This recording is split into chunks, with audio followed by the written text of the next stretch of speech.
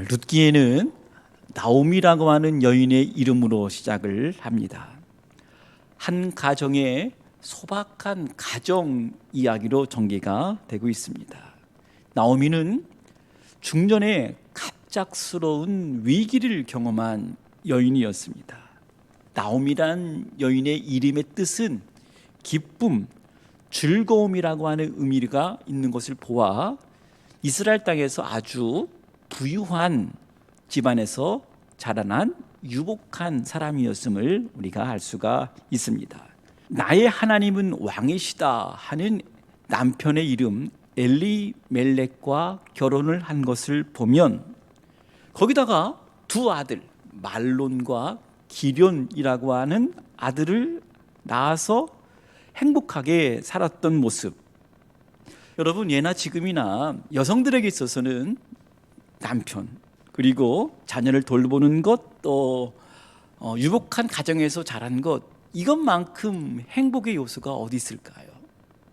그런데 뜻밖의 우발적인 일이 벌어집니다. 이스라엘 땅에 극한 흉년이 들었던 거예요. 나오미는 기근을 피해서 남편과 아들들과 함께 모압 땅으로 내려갔습니다.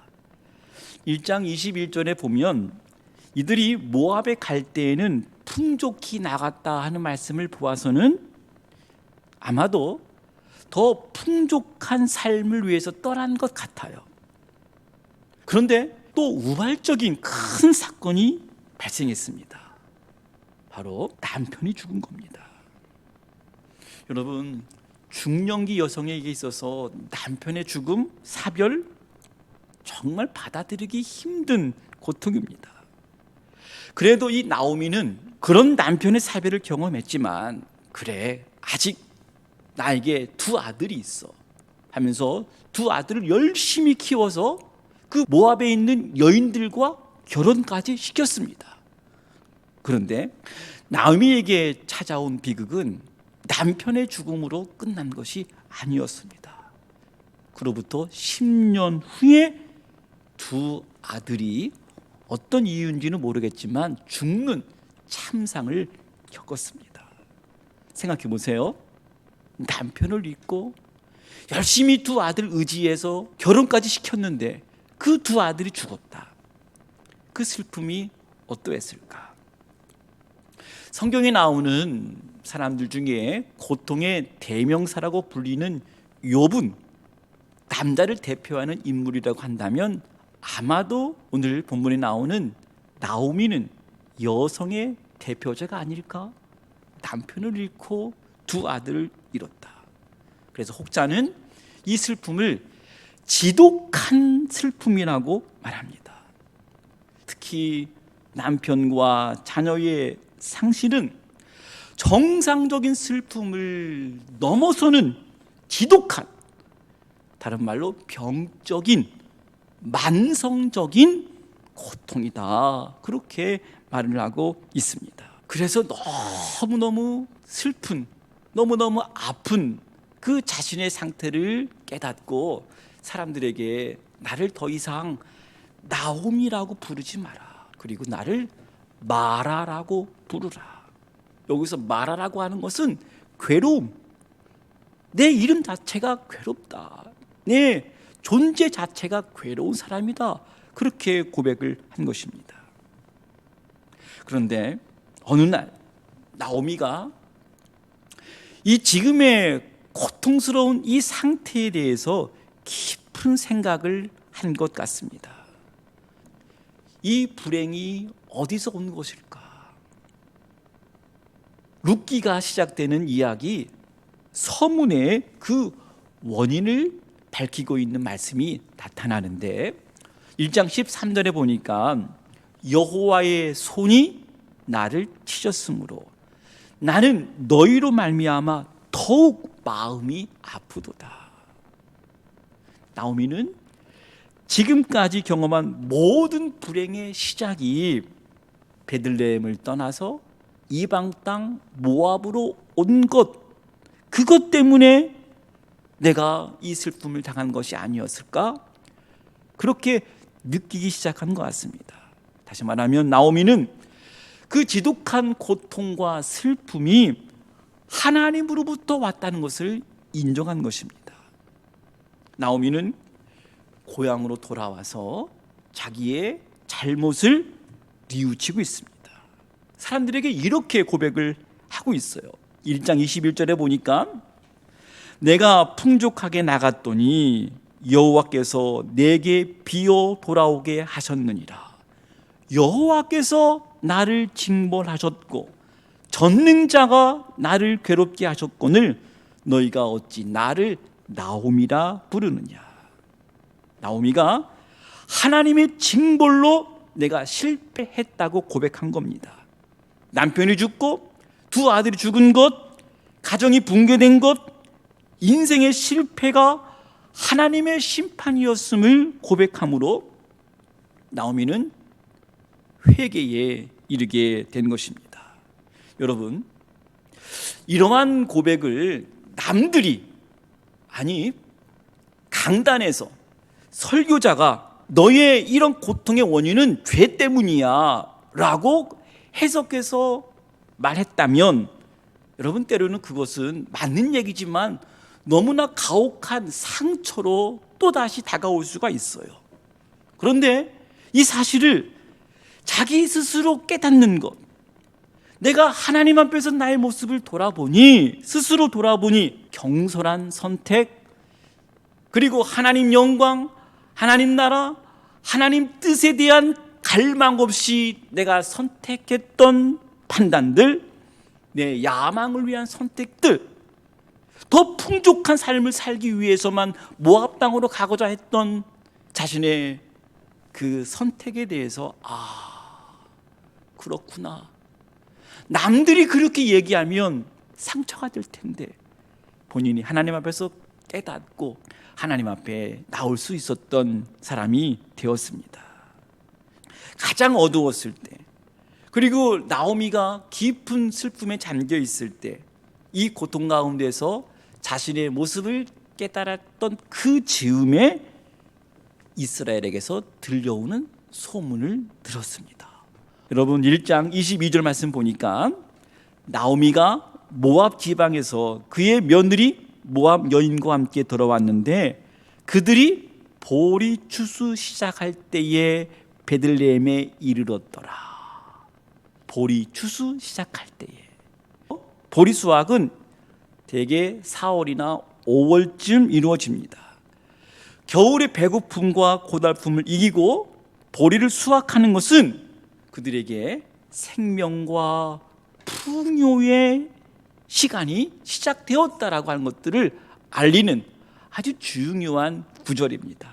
나오미가 절망 앞에서 하나님 앞에서 깨닫고 회개하는 순간 온 대지에 희망의 현상, 희망의 불씨가 나타난 겁니다.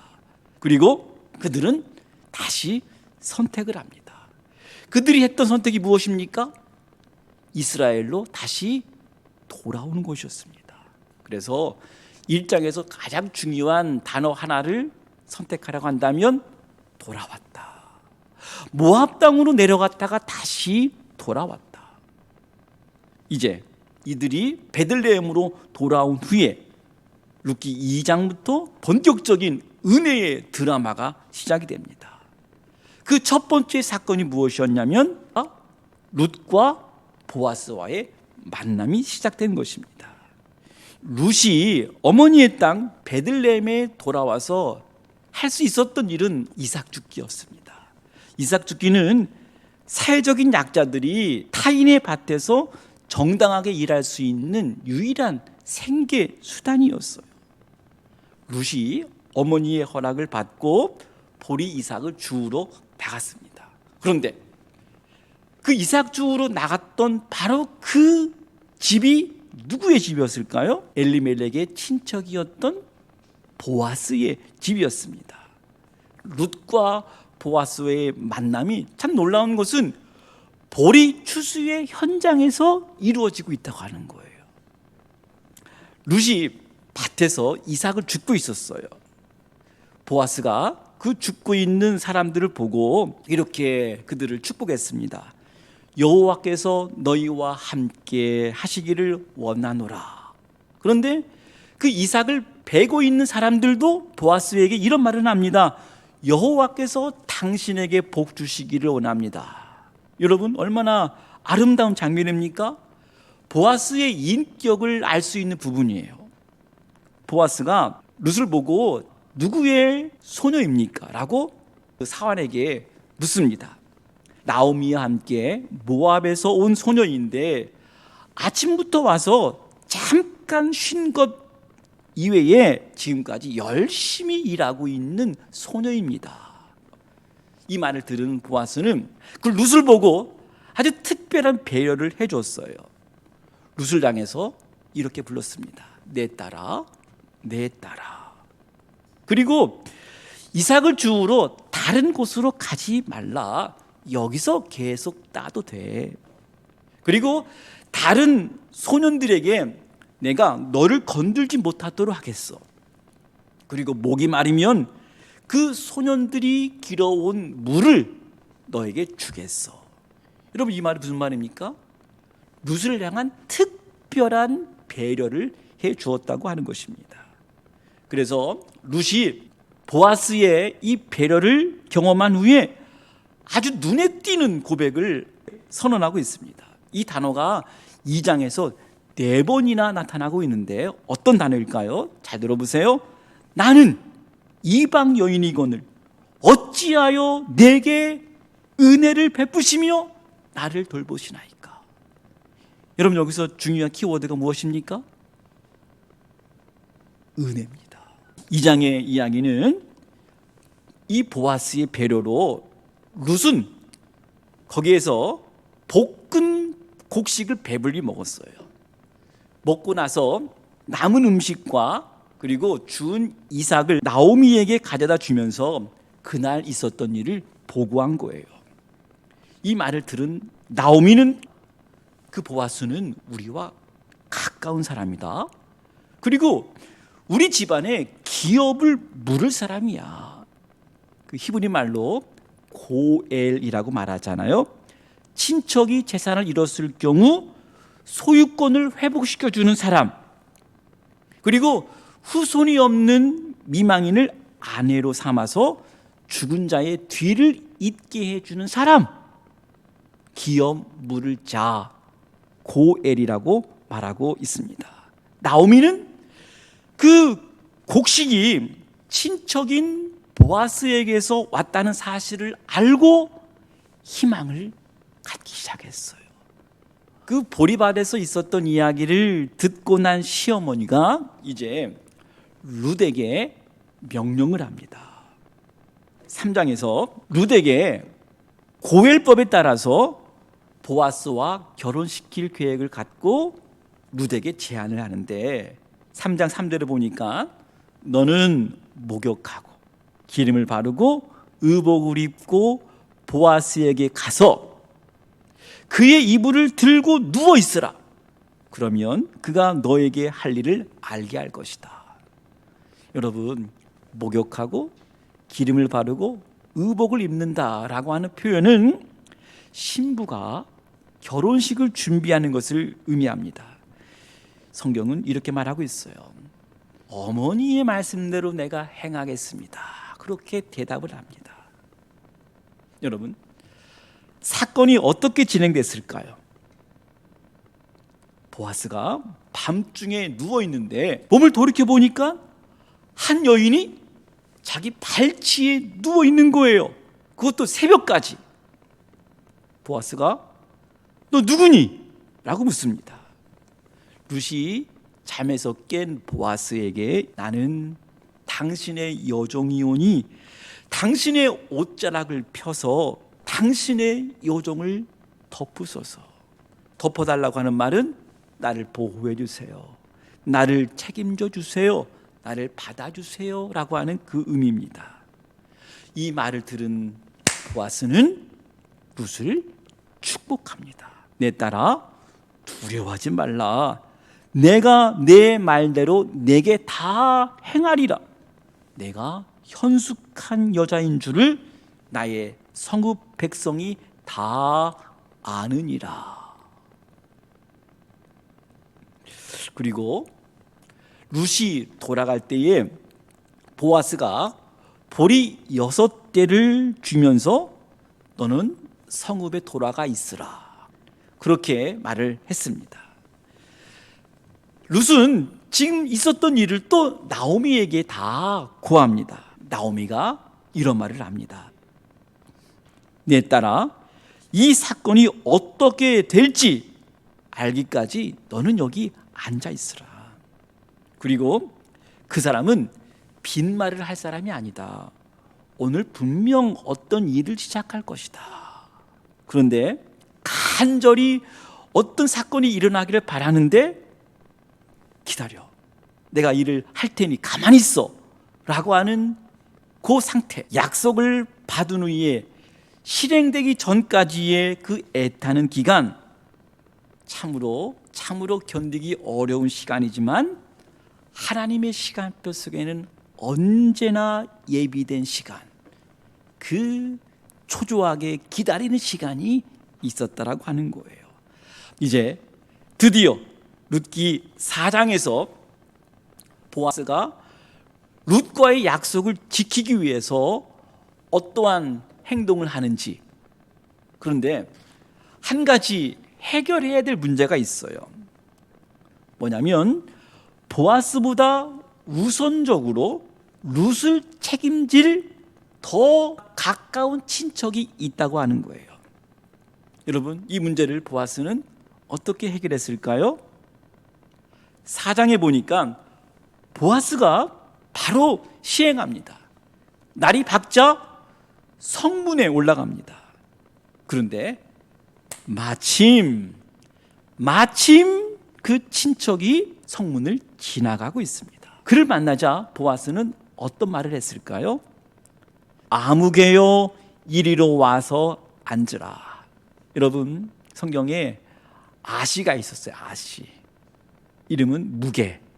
아무개야 이리로 와서 앉으라 하면서 성읍에 있는 장로들 10명을 모았습니다. 여러분, 이제 일이 시작이 되는데 친척 쪽에서 보면 마침 성문으로 올라왔는데 보아스 쪽에서 보면 이 마침은 하나님께서 작정하신 때, 하나님이 예정하신 때라고 하는 것입니다. 여러분 경험했죠? 마침 우리가 봤을 때는 우연한 사건이라고 할 수 있지만 그때가 하나님께서 모든 것을 다 준비시키시고 하나님께서 일하셨던 그때구나 하는 것들을 우리가 고백하는 그 사건이 있잖아요. 아하, 때마침이 하나님의 손길이었구나. 그때 보아스가 그 친척에게 이렇게 묻습니다. 보아스가 나오미의 가정에 대해서 쭉 설명을 한 후에 당신이 나오미의 기업을 책임지려 한다면 당신에게 먼저 우선권이 있어. 그리고 나는 차선이요, 다음이요. 이 제안을 들었던 아무개 씨는 보아스의 말을 듣고 어떻게 대답을 했을까요? 처음에 이 아무개 씨가 생각을 해봤을 때 나오미의 기업을 자기가 가질 수 있는 기회가 되는 거예요. 그래서 처음에는 알았습니다, 내가 그렇게 하겠습니다 라고 대답을 했어요. 여러분, 이 대답은 지금 나오미와 보아스와 룻이 기대했던 말일까요? 아니었어요. 바로 그때에 보아스가 또 다시 한번 제안합니다. 만약 당신이 나오미에게서 그 밭을 살 경우 이것도 책임져야 돼요. 그 며느리 룻과 결혼해서 그 여자의 남편 이름으로 유산을 이어받을 자식을 낳아줘야 돼요. 이렇게 되면 이 친척 입장에서는 룻의 자녀에게도 자신이 갖고 있는 재산을 넘겨주어야 돼요. 상속시켜줘야 돼요. 그러니 생각해 보니까 그것은 손해일 것 같은 생각을 한 거예요. 여러분 4장 6절 말씀 한번 확인해 볼까요? 그 기업 물을 자가 이르되 나는 내 기업에 손해가 있을까 하여 나를 위하여 물으지 못하노니 내가 물을 것을 내가 물으라 나는 물으지 못하겠노라 하는지라. 이 말을 하고 이 친척은 신발을 벗었습니다. 신발을 벗어서 상대에게 준다고 하는 것은 자신이 갖고 있는 권리를 타인에게 양도하겠다고 하는 말입니다. 결국 여러분 이 이야기의 결론은 보아스와 룻이 이러이러한 과정을 거쳐서 결혼을 했다. 그리고 자녀를 낳았다. 그 자녀를 안고 있는데 그 성읍에 있었던 여인들이 나오미를 향해서 이렇게 축복합니다. 하나님을 찬양합니다. 하나님께서 그대를 생명을 이어갈 가족이 없는 상태로 내버려 두지 않았습니다. 이 아이가 자라서 이스라엘에서 유명해지기를 바랍니다. 이 아이가 그대를 다시 젊어지게 하고 노년에 그대를 돌볼 것입니다. 그 아이의 어머니이자 그대를 이토록 사랑하는 며느리는 그대에게 7 아들보다 귀합니다. 여러분, 룻과 보아스를 통해서 태어난 자녀의 이름이 성경은 오벳이라고 말하고 있습니다. 그리고 그 오벳은 이새를 낳았다. 그리고 그 이새는 누구를 낳았을까요? 다윗을 낳았다. 여러분 마지막 장 마지막 절 보세요. 오벳은 이새를 낳고 이새는 다윗을 낳았더라. 룻기에 나타난 하나님은 직접적이거나 구체적으로 개입하지 않는 것 같지만 그들의 삶 가운데 조용하면서도 그리고 끈질기게 하나님이 개입하셨어요. 여러분, 한 개인과 가정에 어떠한 일이 일어나든 심지어 우리가 어떤 잘못된 선택을 하든 하나님은 우리의 길을 인도하시고 우리를 지도하시고 함께 하시고 도우셔서 결국 우리를 회복시키시고 우리를 구원하시는 하나님. 사랑하는 성도 여러분, 혹시 여러분 가정에 파산의 지경에 이른 가정이 있다면, 인생의 바닥에서 고통스러운 깊은 한숨만 쉬고 있는 분이 있다면, 치명적인 슬픔과 절망 가운데 있다면, 오늘 이 시간 룻기가 증거하고 있는 하나님, 저와 여러분이 영원한 희망의 근거 되시는 하나님을 붙들고 나아갈 때에 하나님께서 우리에게 길을 열어주시고 우리에게 은혜를 베풀어 주실 줄로 믿습니다. 뿐만 아니라 잃어버렸던 것도 다시 회복시켜 주실 줄로 믿습니다. 사랑하는 여러분, 한 주간 룻기에서 보여주시고 증거하시는 그 하나님을 우리가 묵상할 수 있는 주간이 되기를 바랍니다. 그럴 때 룻기는 그 옛날 그 이야기가 아니라 지금 여기에서 저와 여러분의 이야기가 될 것입니다. 여러분, 희망에 있다고 하는 증거는 바로 한 사람의 아름다운 이야기가 있다는 것입니다. 한 사람의 아름다운 이야기가 있다고 하는 것 자체가 희망의 근거입니다. 바로 여러분이 희망의 근거가 되시기를 바랍니다.